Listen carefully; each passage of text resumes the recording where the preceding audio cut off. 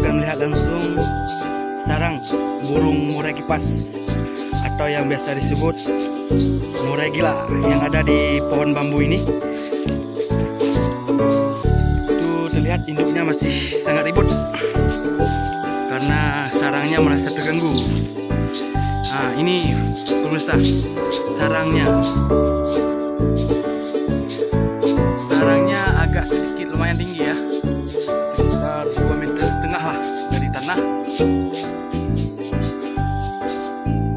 Induknya sangat marah terlihat ya.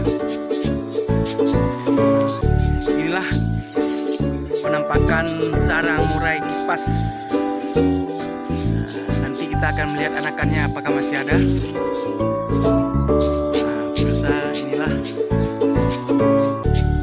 sarangnya.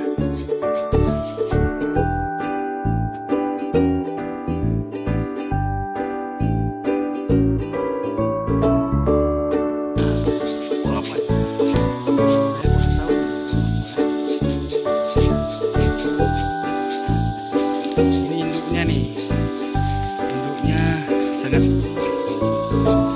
marah. Kita mulai lihat itu induknya tuh.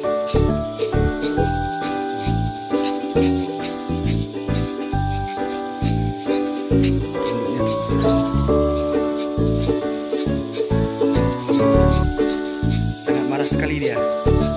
Kita ganggu anakan dia.